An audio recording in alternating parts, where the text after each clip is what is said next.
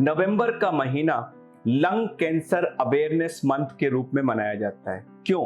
क्योंकि lung cancer बहुत तेजी से बढ़ रहा है और ये लार्ज नंबर ऑफ डेथ्स के लिए रिस्पॉन्सिबल है। तो इंपॉर्टेंट हो जाता है कि हम इसके डिफरेंट एस्पेक्ट्स को जाने ताकि हम इससे बच सकें। 5 मुद्दे हैं जो हमें जरूर जानना चाहिए। नंबर 1, ये क्यों होता है। नंबर 2, इसमें सिम्टम्स यानी क्या तकलीफ होती है। नंबर 3, इसका डायग्नोसिस कैसे कंफर्म होता है।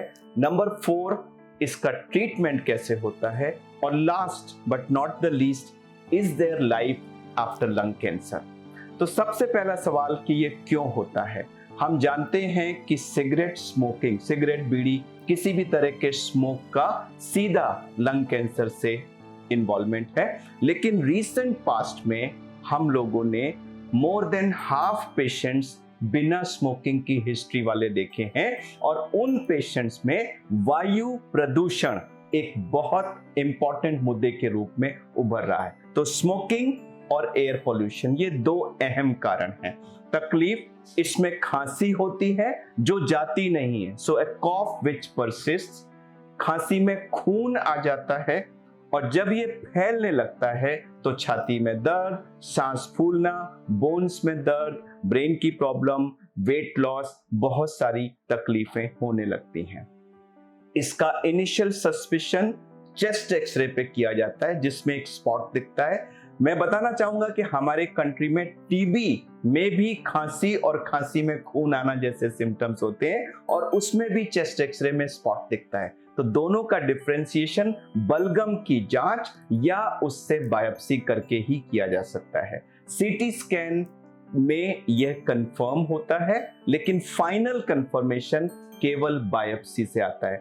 मैं ये क्लैरिफाई करना चाहूंगा कि लोगों को बायोप्सी से एक डर लगता है कि बायोप्सी करने से कहीं फैल तो नहीं जाएगा। तो चाहे आप नाक के रास्ते दूरबीन डाल के ब्रोंकोस्कोपिक बायोप्सी करें या बाहर से सीटी स्कैन में नीडल डाल के नीडल बायोप्सी, बायोप्सी ही लंग कैंसर का डायग्नोसिस कंफर्म करने का एकमात्र तरीका है। इसकी स्टेज जानने के लिए हम पेट स्कैन करते हैं और भिन्न भिन्न और टेस्ट किए जा सकते हैं। इससे हम इसकी डायग्नोसिस कंफर्म करके स्टेज देख लेते हैं। अगला क्वेश्चन आया इसका ट्रीटमेंट। तो देखिए, किसी भी कैंसर का सर्जरी, सिस्टेमिक थेरेपी और रेडियोथेरेपी, ये 3 ट्रीटमेंट होते हैं। जब लंग कैंसर लंग के अंदर तक सीमित है तो सर्जरी उसका बेस्ट ट्रीटमेंट है और आज की तारीख में दूरबीन की सर्जरी या रोबोटिक सर्जरी जो हमारी स्पेशलिटी है वो इसका state of the art treatment है।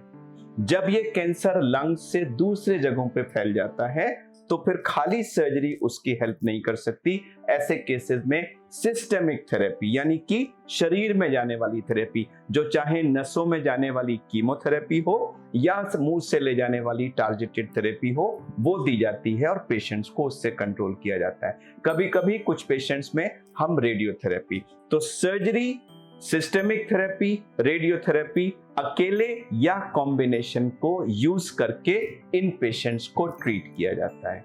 अब हम आते हैं लास्ट पॉइंट पे, is their life after lung cancer. तो मैं बताना चाहूंगा कि अक्सर लोग लंग कैंसर का नाम सुनते ही घबरा जाते हैं, वो इसका मतलब जिंदगी अंत हो गई। ऐसा हरगिज नहीं है। अगर आपने लंग कैंसर को अर्ली स्टेज पे डायग्नोस कर लिया तो क्योर संभव है। तो मेरा एक लाइन का मैसेज है, there is life after lung cancer provided you can diagnose it at an early stage. इसलिए बहुत अहम है कि हम इसके सिम्टम्स को जानें, इसके सिम्टम्स को तुरंत रिस्पॉन्ड करें, जल्दी से जल्दी उसका डायग्नोसिस कंफर्म करके state of the art treatment कराएं। ऐसा करने से there is life after lung cancer.